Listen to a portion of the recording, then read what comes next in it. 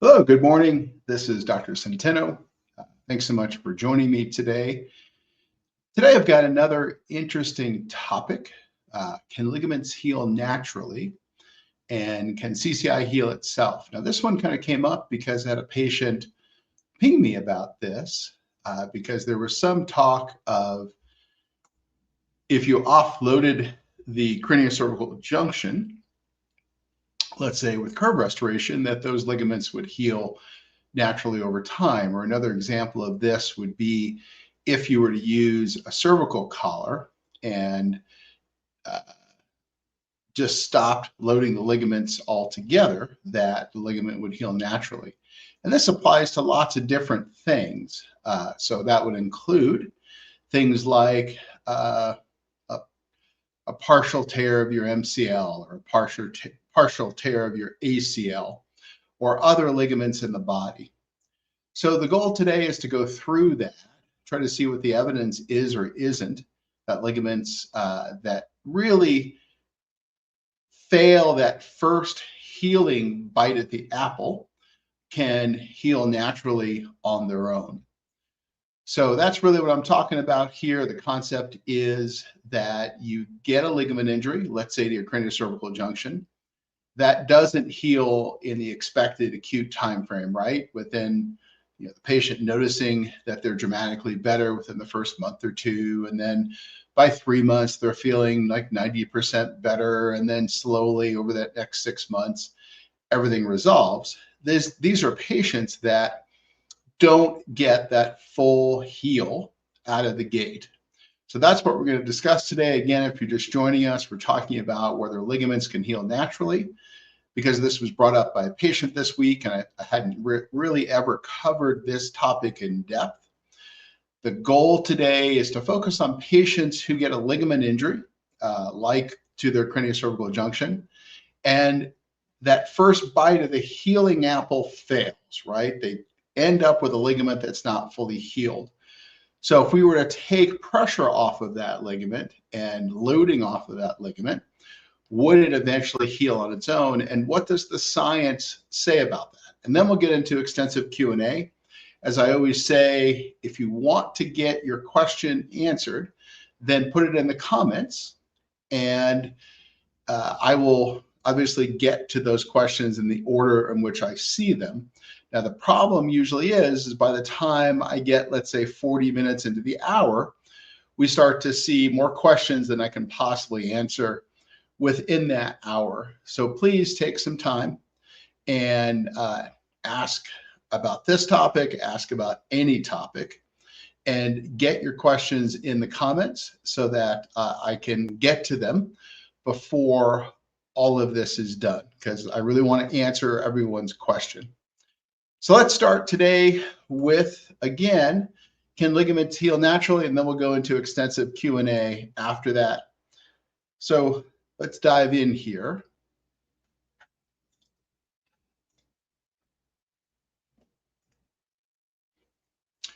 So these are the citations or the scientific references to peer-reviewed articles that support what it is we're going to be talking about today. So this isn't just my opinion.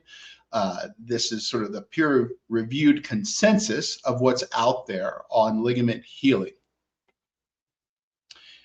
And as I stated before, the major question we're trying to answer today is if you reduce loading on a ligament, will it eventually heal on its own? And we're talking again about ligaments that fail that first bite at the healing apple.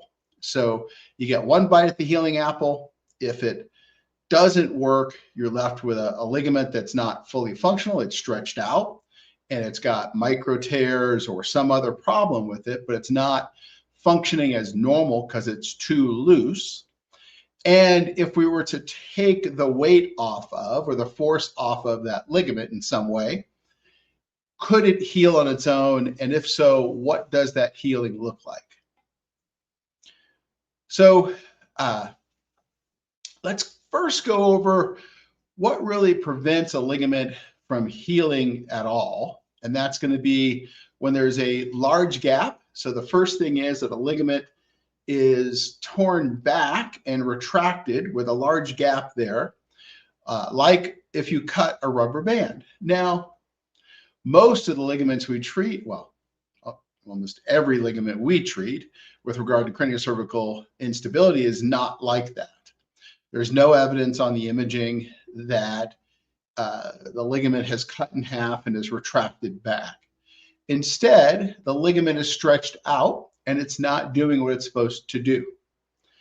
And then a second thing that can prevent the ligament from healing, and that's really appropriate for craniocervical instability, is ongoing joint instability can keep the tissue from maturing well. And all that means is the joint is chronically unstable.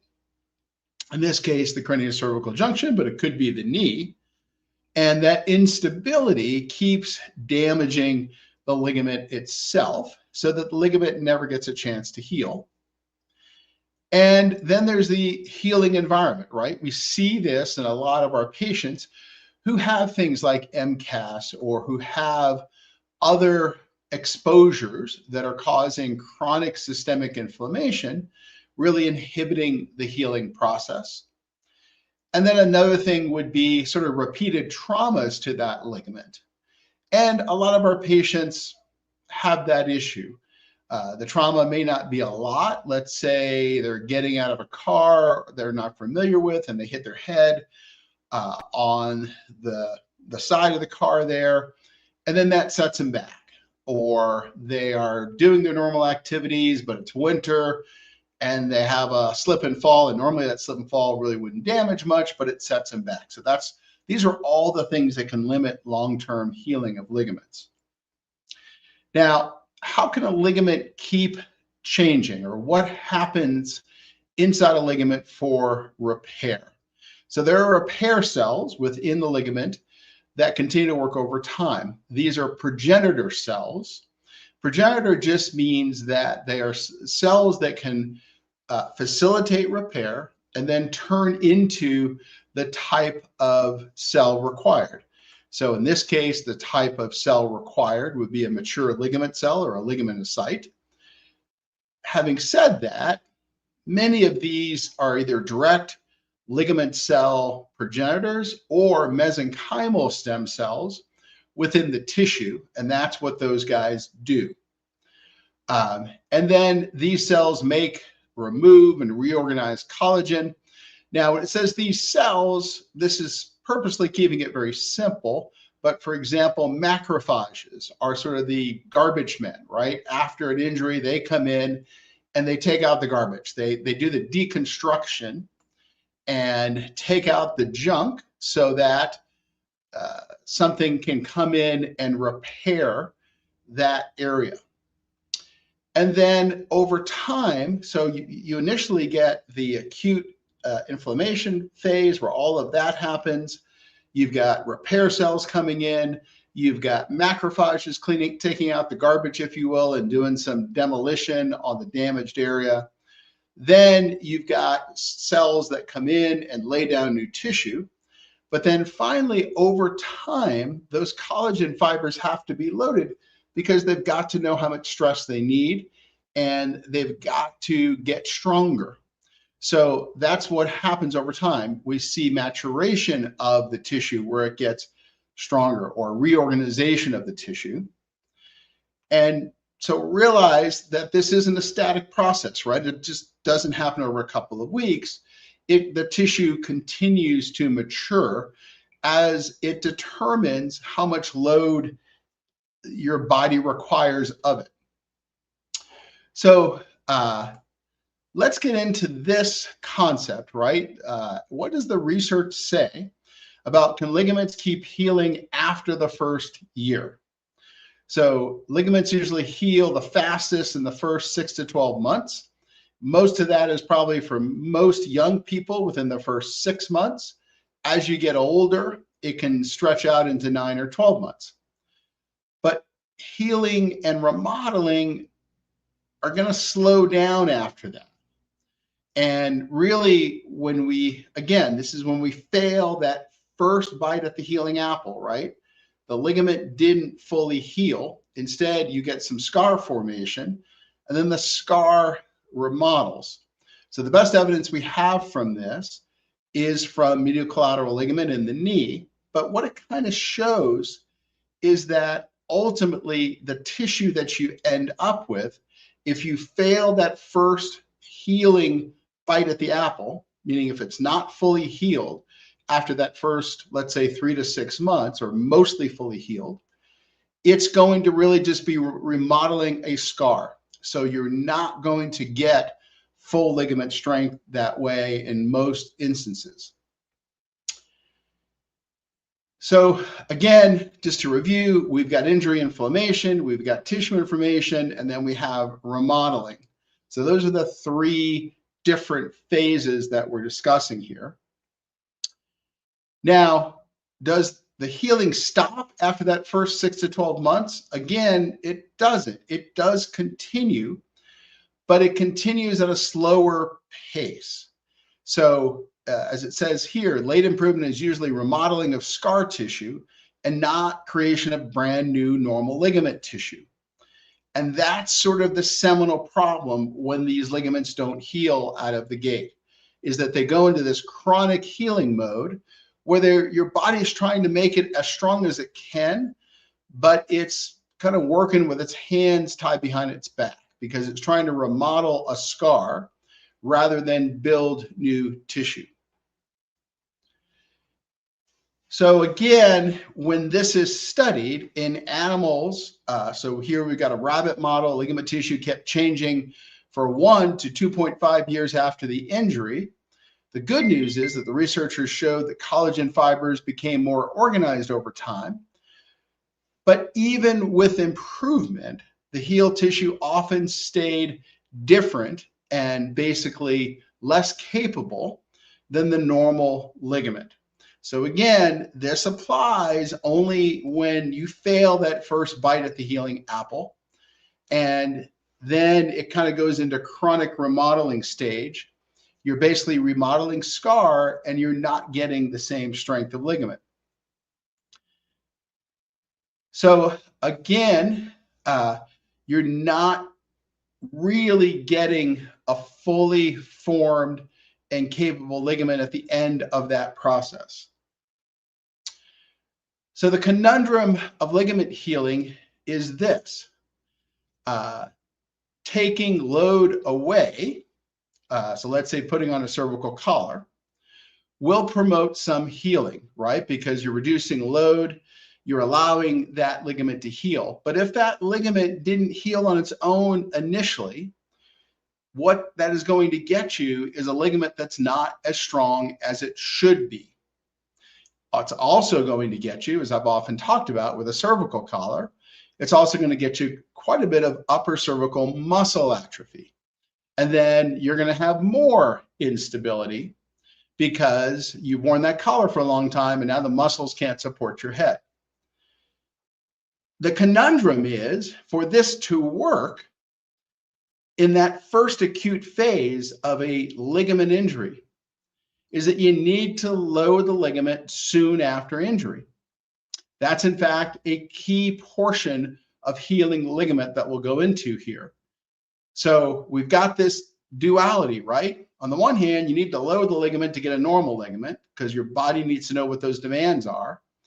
On the other hand, if you try to do too little with the ligament, yes, that'll promote some healing like a cervical collar, but ultimately it's going to damage the long-term healing process.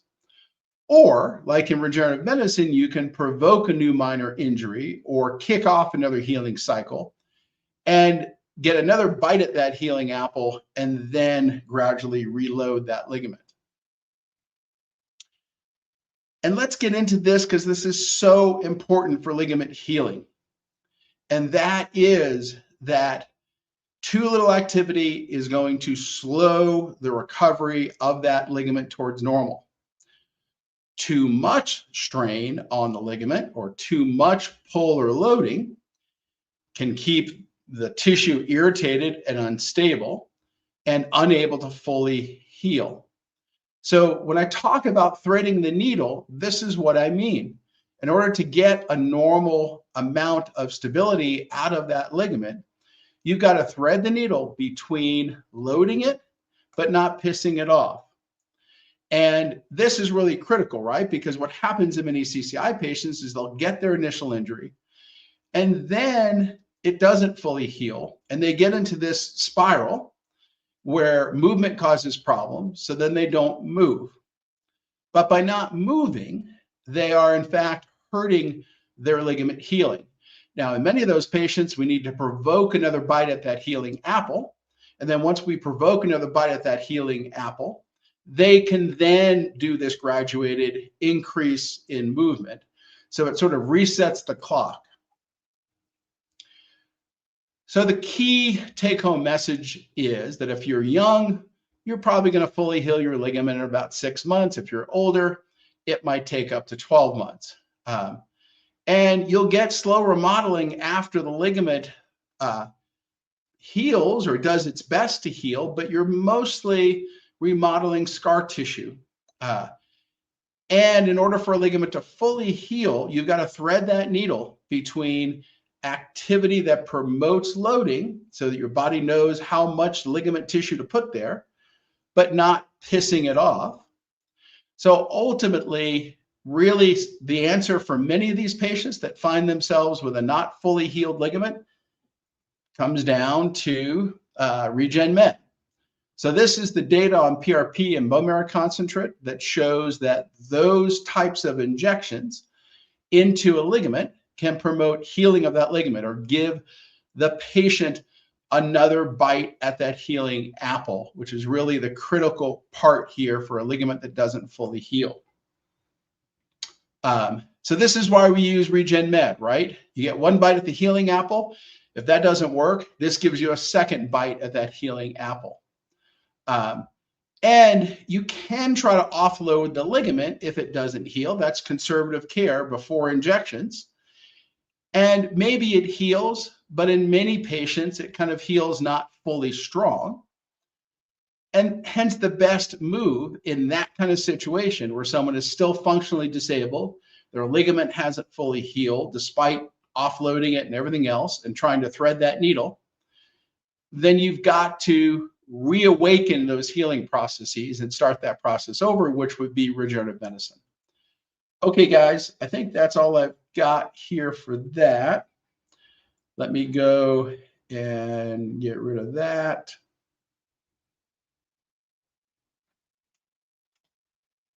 Okay, let's start taking questions. Lots of questions coming in. Again, if you want to get your question answered, put it in the comments, whether you're on YouTube or Facebook. Realize that I'll answer these in the order in which they are received. They don't have to be about what we're talking about, but oftentimes there are more questions than I have time to answer. So try to get them in now. Let's see. Casey and the Rads, who read a lot of DMX, don't include ADI, CXA, or Grab Oaks info. Any idea why? Can you teach me how to do these if not included? Yeah, Casey, and generally DMX, well, let's break that down, right? DMX is a good way to look for atlantodental interspace, which is the distance between the atlas and the dens as you look down. It's not a great way to measure CXA or Grab Oaks because there's too many overlapping shadows. The best way to measure those would be on an imaging technology that has slices. That's going to be a CT scan or an upright MRI reflection extension. I'm not a big fan of CTs. CBCTs with flexion extension are not bad, but they also limit the amount of flexion extension. So they're going to reduce the ability to detect what's really there. So again, ADI, I've got videos on that can show you how to measure an ADI. That's pretty easy. But CXA and Grab Oaks, not a great match for DMX as an imaging technology. Vera, Dr. C, could apparent tennis elbow or elbow pain inform painful tightness be caused by either CCI or lower neck issues instead? Yeah, so usually that's a lower neck issue that causes that. And it's very, very common in all patients that have any lower neck issues. Now, is it possible that CCI itself could cause it? It is, but less likely. Usually it's a lower neck irritated nerve those nerves go to these muscles here. And as those muscles misfire, they pull on the bony end where they attach, which is at that elbow. So you get things like medial epicondylitis, lateral epicondylitis. Jennifer Jean. Hi, Doc. Big fan of yours. I'm always poking in your lives. I've recently found out that I have bone marrow edema at C2. It's minimal now, but I worry about instability as I've had 2 spine surgeries in that area with Chiari surgeries. Yeah, Jennifer, I think what you bring up is an important concept, right? One of the things that's not always read out on imaging by the reading radiologist is when there's swelling in the bone. Many times they will, sometimes they don't. And the reason why swelling in the bone is important is it really just means the bone is getting beat up or it's not healthy for another reason. Usually the bone is getting beaten up. And so it's a great bit of circumstantial evidence that allows you to say, aha, there's something going on here where this bone's getting beaten up. So if you were in a situation where you had had 2 previous spine surgeries, let's say a Chiari decompression, that's going to facilitate or increase instability, and you've got pain and disability, and you have bone marrow edema in the C2, then that's circumstantial evidence for instability there. So we would then need to go and do movement-based imaging to see if CCI is present. Ryan, hey, Dr. Centeno, what's the best imaging for the thoracic spine to check, see if any problems are coming from that area on top of having CCI? Yeah, Ryan, usually it's just a standard thoracic MRI. It doesn't really need to be weighted. Thoracic MRIs are tricky because MRI as a technology really doesn't like movement. What do you have in the thoracic spine, right? You've got a beating heart, you've got moving lungs. So I would go, instead of an upright MRI, which is going to have low field strength and really struggle with that movement, I would go with a closed bore MRI, a thoracic MRI. It doesn't have to be anything special, but at least a 1.5 or 3 Tesla magnet. And then you're really looking for a bunch of different things there. You're looking for a disc bulge. You're looking for arthritis in the facet joints. You're looking for arthritis in the joints where the rib meets the spine, or costovertebral joints, or costotransverse joints. You're looking for atrophy at that level of the stabilizing muscle. So all of those things can give you some nice data along with a hands-on exam that there's something separate going on in the thoracic spine that needs to be treated.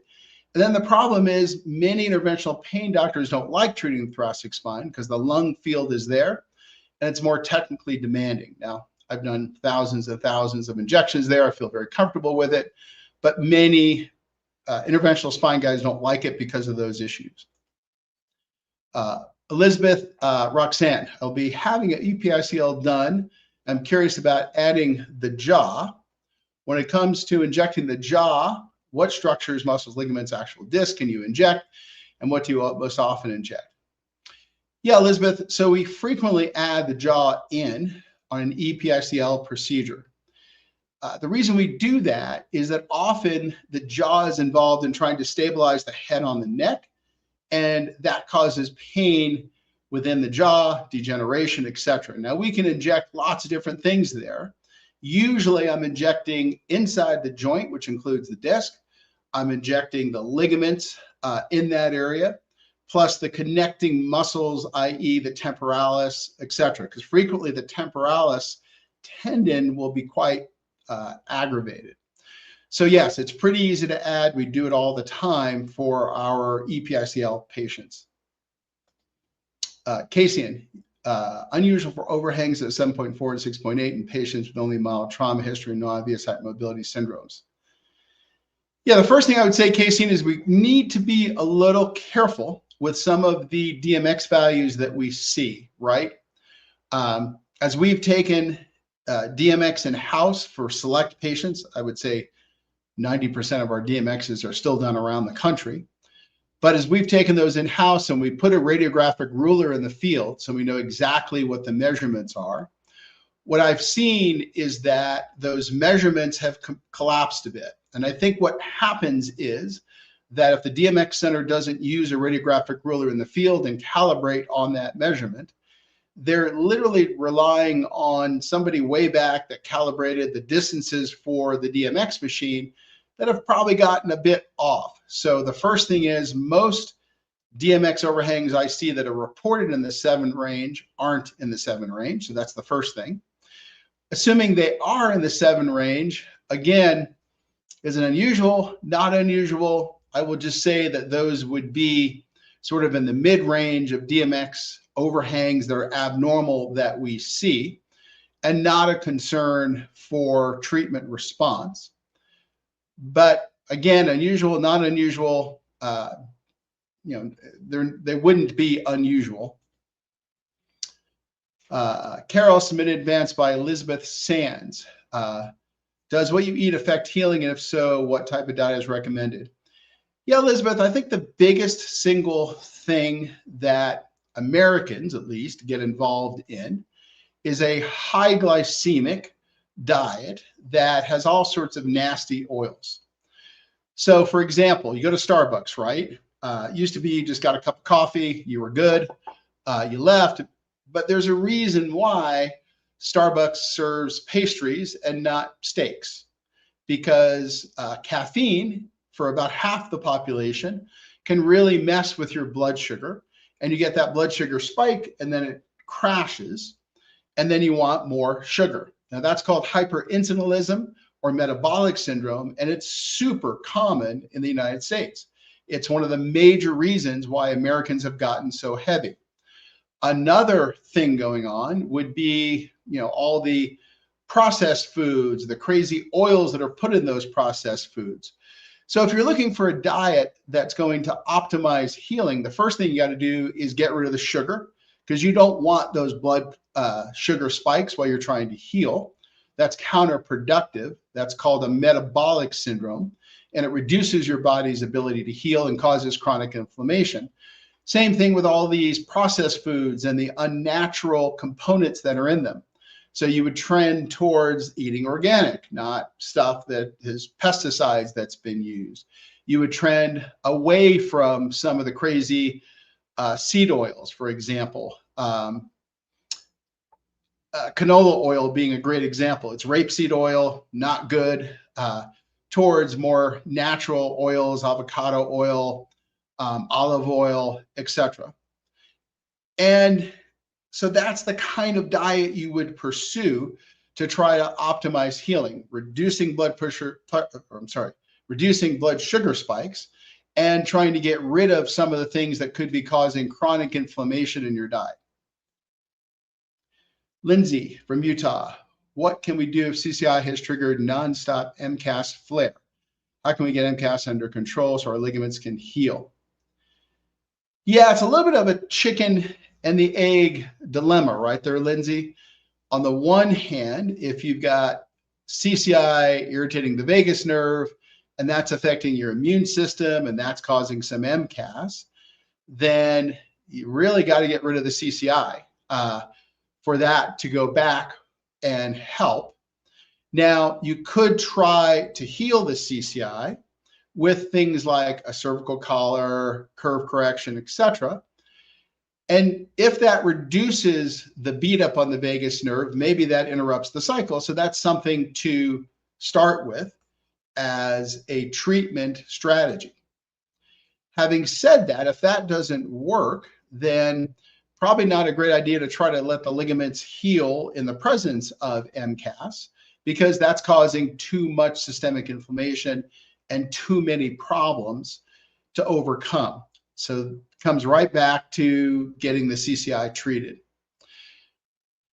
Hey everyone, if you're here, thank you for being here. I appreciate everyone here. I'm in gratitude that you guys all show up on a Sunday morning to do this.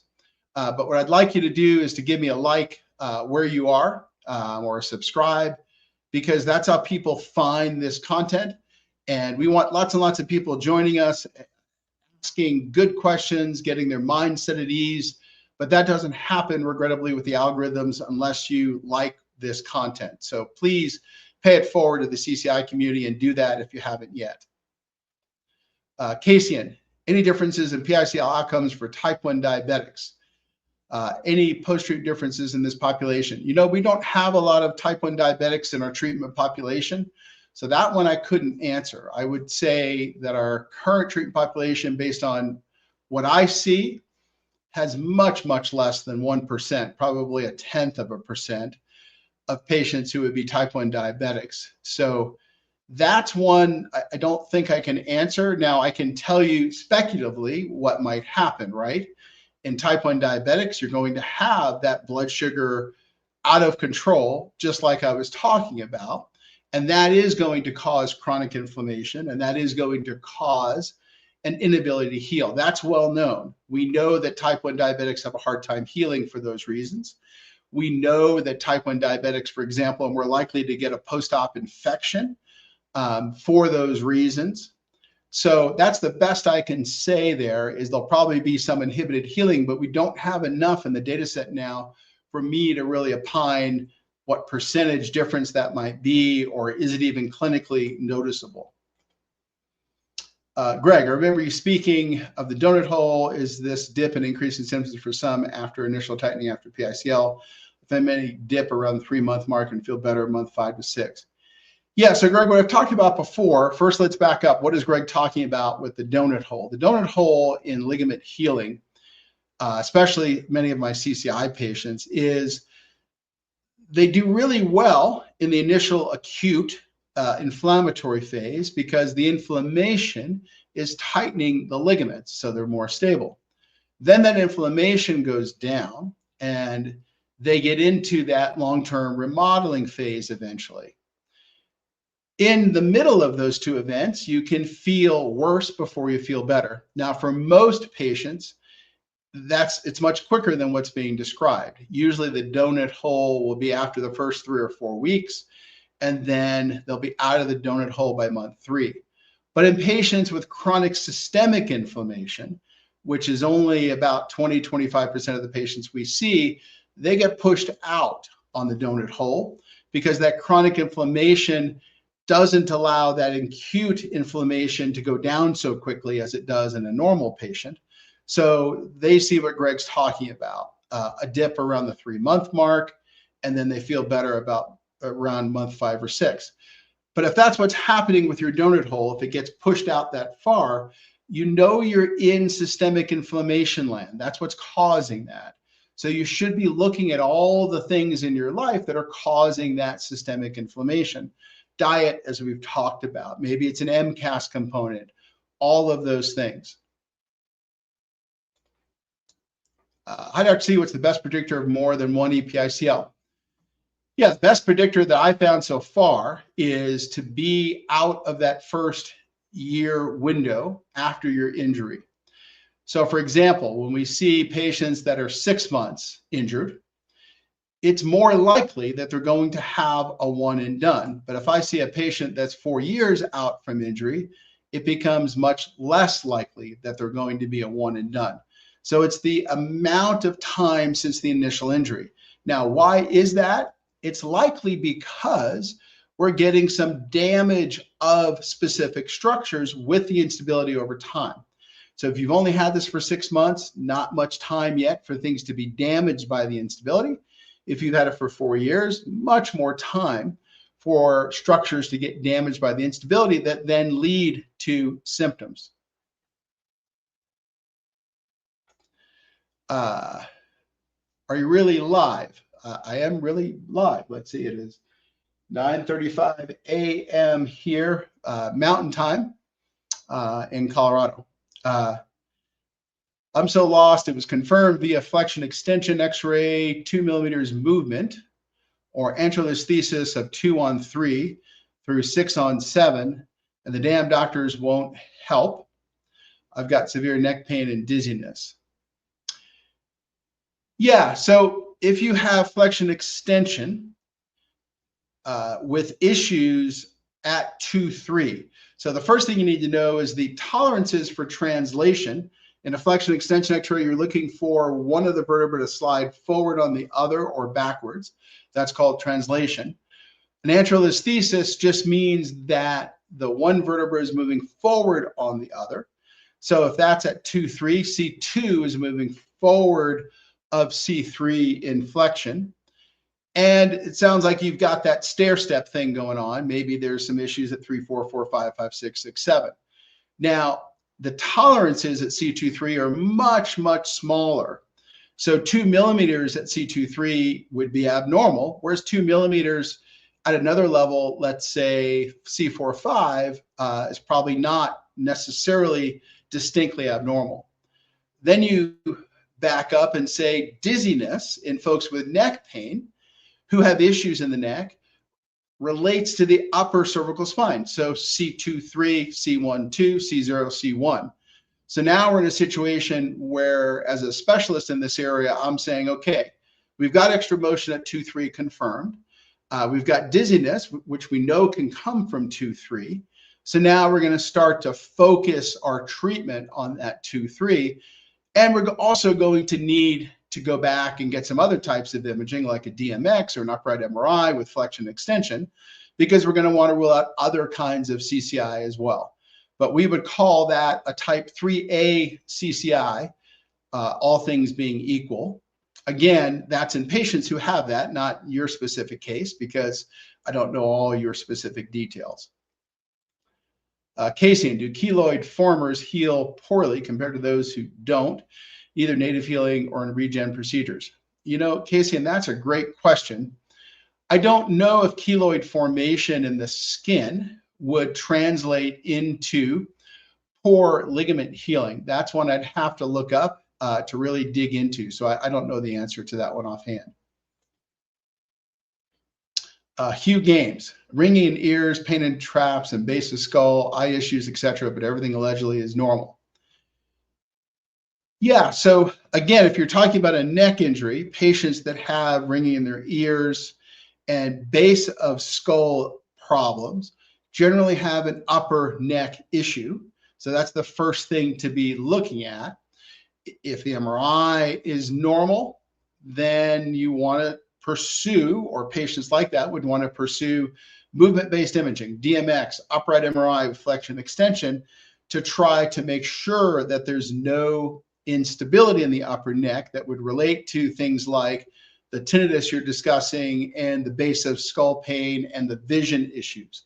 Now, those can be caused by lots of other things, right? Those have to be ruled out.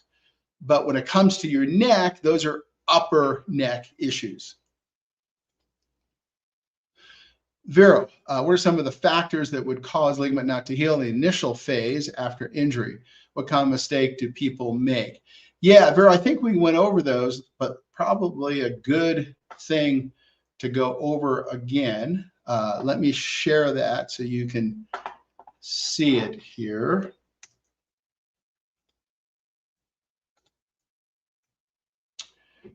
So what can limit long-term healing, right? A large gap or poor ligament, basically a ligament that's got a large gap and is pulled back like a rubber band. 99.9% of my CCI patients don't have that. Ongoing joint instability, when something is very unstable and the area keeps getting injured, the ligament keeps getting injured, that can also prevent natural healing. The healing environment, we've been talking about MCAS, chronic systemic inflammation, and then repeated injury, right? We see patients like that. Let's say they're 2 months into their ligaments healing, they're doing pretty good. It's winter and they slip on a sidewalk. So that's what that means. So those are all the reasons why ligaments don't initially heal. So let me pull that down now. How can I know if a ligament healed well? Yeah, so the answer is you've got to test for instability. So you want to give it at least a number of months, depending on your age. Let's say on the outside, 6, because you'll see firming up of the ligament within 3 to 6 months in the vast majority of patients. And then you want to stress the ligament. Now, if it's in the knee, that's very easy to do. You can do, for example, an ACL stress test or an MCL stress test with ultrasound.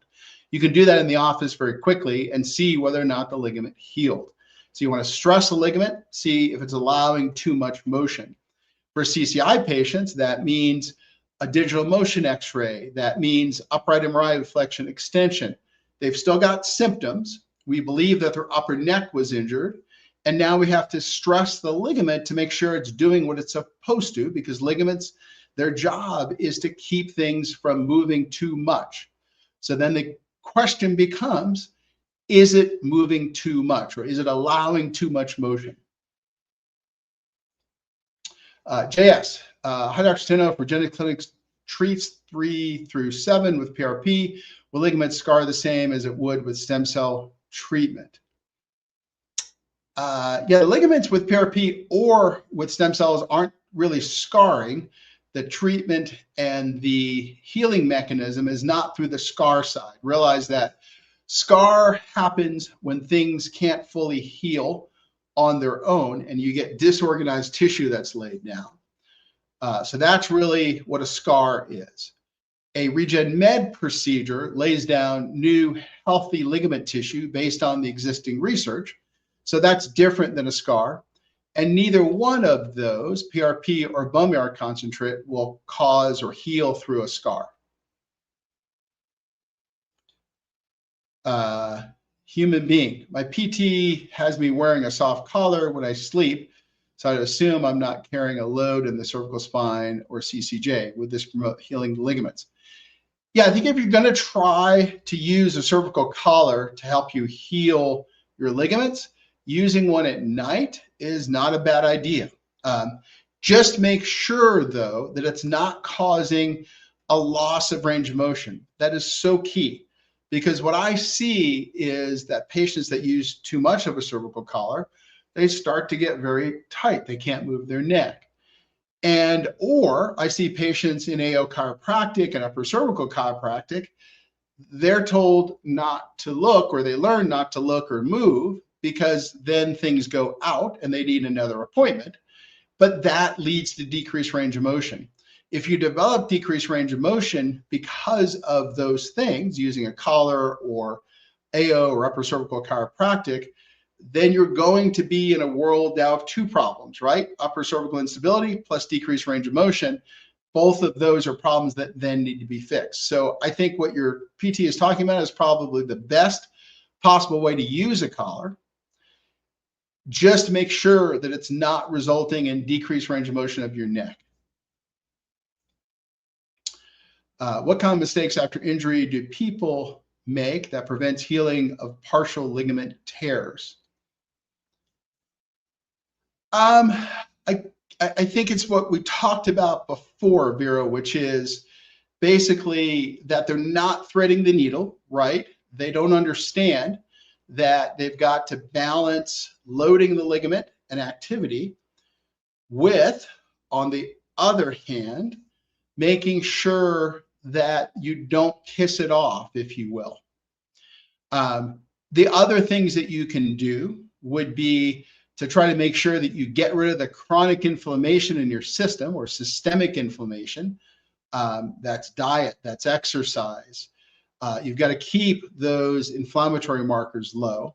And then you want to make sure to protect it, right? You don't want to be that person that slips on the sidewalk because you kind of forgot there could be ice out there.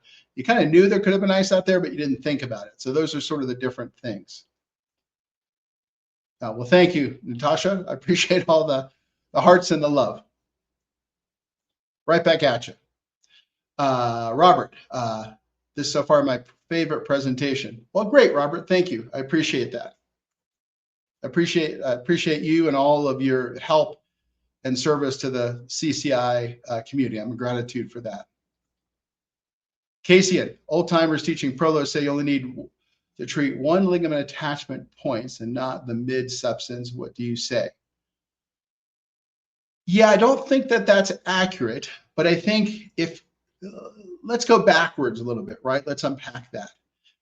So old time prolotherapy guys, right? You really don't have any guidance. So you have to aim for the bone, because the bone is your safe zone. So if you're injecting the neck, you want to land on the facets, you want to land on the lamina within a certain distance that you're kind of estimating in your head based on the thickness of the patient. So in heavier patients, more distance, and lighter patients, less distance. But if you don't feel bone, then you're in trouble. You could have slipped into the spinal canal. You could have slipped past the side and gone off the side. So that mantra, because imaging guidance wasn't available, translates into you only inject the ligament where it attaches to bone, but not in the mid-substance because you just can't do it. It's too dangerous. So that's not because ligaments wouldn't do better if injected in the mid-substance. It's simply because you're trying to stay safe, and you stay safe with blind prolotherapy, which is prolotherapy without guidance. You're just sort of palpating and hoping to hit a bone by hitting the bone. And that's not in the mid-substance of the ligament. That's at the end of the ligament. FMG, Hit Centeno family doctor from Canada here, planning to do ISMM fellowship and then applying to your fellowship program. Both passionate about orthobiologics and heard you're the best. Well, thank you so much, FMG. Yeah, we have an active fellowship program. I don't know that most people understand that or know that. We've had it now for quite some time. We've educated dozens of fellows who are out in practice. Some of them stayed with us. Most of them went elsewhere. Many of them are leaders in the field now. And so we're dedicated to teaching young physicians how to do all this stuff because it's the right thing to do. Our fellows come out at a much higher level of education than the vast majority of people who've sort of learned this stuff through the back door. And what I mean through the back door is just courses and coursework on weekends and all of that. So thank you for the shout out. RUV. Can I have instability without pain, rotational issues only affecting my vagus nerve? Sure, it's possible. Now, the hard part comes when we use some of those circumstantial components like pain in this area, or like neck pain in general, or headaches caused by the upper neck as ways to confirm that the neck is involved. But is it possible not to have much neck pain, have instability, and get vagus nerve irritation? It is. It just makes the diagnosis a little harder because we're missing some of those circumstantial evidence pieces that help us put the puzzle together. Kelly, any doctors near Tennessee who use your technique? Kelly, it depends on what you're asking about. If what you're asking about is sort of advanced cervical posterior injections, and that's going to be, basically from C23 down, then you should look at the Regenix network and see who is in Tennessee. When it comes to other things we're talking about, injecting the high upper cervical spine or the PICL procedure, no, there's no doctors in Tennessee who I would state are qualified to do that. And what I mean by qualified is that you inject the upper cervical spine as a major part of your practice. The reason why I'm talking about that is because it's an area that can be done very safely with a certain complication rate that's well below surgery. But if you don't do it all day, every day, and don't have a lot of experience in doing it, you're going to, or not that you're going to risk getting into trouble. And getting into trouble in the upper cervical spine can be catastrophic for the patient. FMG, I'd love to chat with you if you'd be open to a brief 15-minute call, your earliest convenience.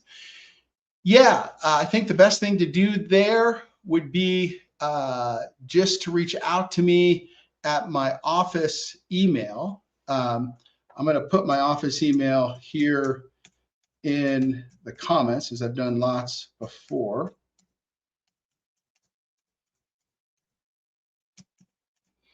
Okay, Centeno office at Centeno-Schultz.com. That'll go into the comments. And so just look in the comments wherever you are, it should be there. Just send me an email and I'll have Anna, my assistant, try to book a 15, 20-minute phone call where we can kind of catch up. I'd welcome that. JS, if you try to heal ligaments on your own, Does ligament scar the same as with PAICL?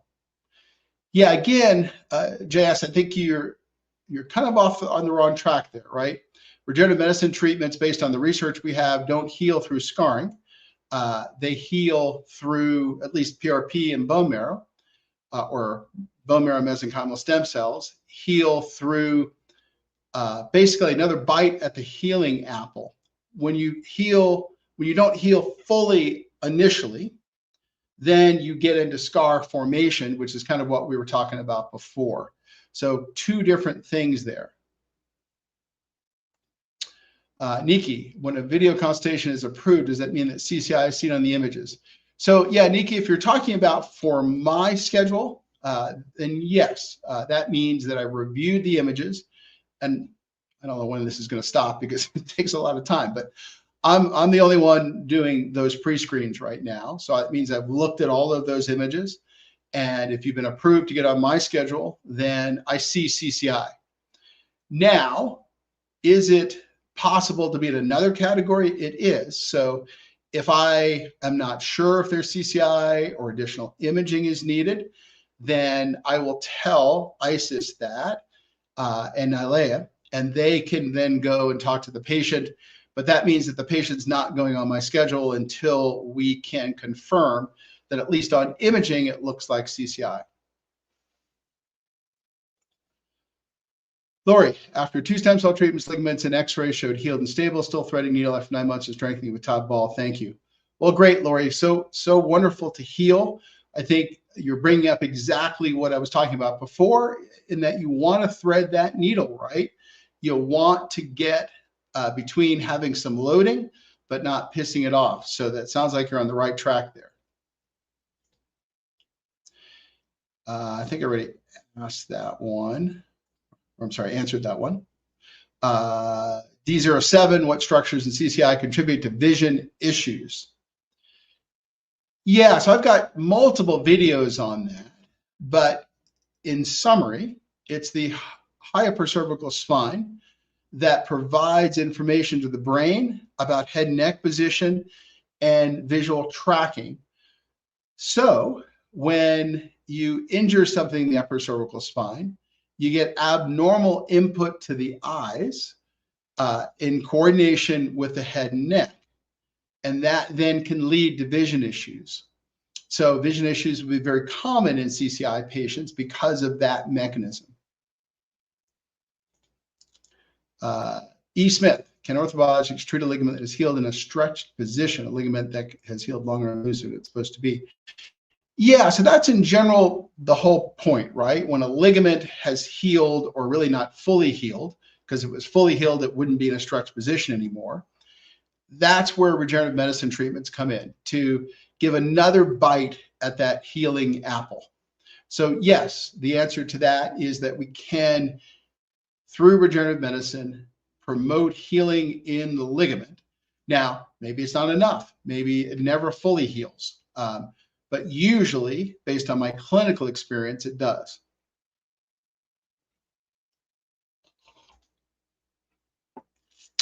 Old student. I have an interesting case. Did an almost complete tear of the ACL, but managed to do a full recovery without surgery. Injury to a tug of war game, 2002, 38 years old. Yeah, well, one of the things we're starting to find is that with ACL injuries, we used to think there was zero capacity for the ligament to heal. Turns out that that's not accurate. If we look at some of the European studies where they've delayed surgery, people fall into two camps. They fall, one camp is it really does heal on its own with good rehab. The other camp is it remains unstable. The person remains functionally disabled from doing what they want to do, and then those get surgery. So it's caused the entire European system to push surgery out compared to the US system, where surgery is done very, very quickly. So that's wonderful to hear that you're in that camp or that group of patients that can heal the ACL and then, you know, have a stable knee and move on and continue to do things without surgery. D07, does CCI contribute to hand weakness? Yes, CCI can contribute to hand weakness, but through other mechanisms usually. And what I mean by that is you get craniocervical instability, and let's say you start getting a lot of tightness in the scalenes because those scalenes act as like guy wires on a sailboat mast, or what are called the shrouds on a sailboat mast. And they then start getting tight. Then the brachial plexus, as it passes through the scalene, starts getting irritated. And then you start getting numbness in the hand. That's one mechanism. Or in some patients, there's a coexisting lower neck issue with the upper neck issue that's made worse by the upper neck issue. And then you start getting weakness in the hand. So those are usually the kinds of things that happen. Hajar, what do you think about prolotherapy for CCI? Yeah, when it comes to prolotherapy, it all really depends on what it is you're talking about treating. So for example, for a type 3A, someone else brought that up before, so a C2-3 anterolisthesis, so you look down and C2 moves forward on C3, then prolotherapy works really well for that. For a type 3B, where C2 is going backwards on C3, you would have to get to the anterior longitudinal ligament. That's well above the head of any prolotherapist out there, and you would have to come from like a PICL approach. So it's not going to work for that. So it just depends on the type. So the diagnosis should be type based on what ligaments are involved determines treatment. So for a type 3A, thumbs up, prolo will probably work. For a type 3B, thumbs down. For a type 2B, that's another internal alar ligament issue, thumbs down. So it just depends on what kind of type of ligament issue you have. Does PICL healing continue to happen after 4 months for young, healthy patients? The answer is yes, it does, but it depends, right? If you're a young, healthy person, then by 4 months, you've seen, let's say, 80–85% of your ligament healing. Now, you'll still get another 15% over time, but we kind of then know where the trajectory is. Usually by the 3-month mark is when we look, but certainly by the 4-month mark, we know where that's going to go. And we can say, yes, you'll need another procedure, or no, you won't.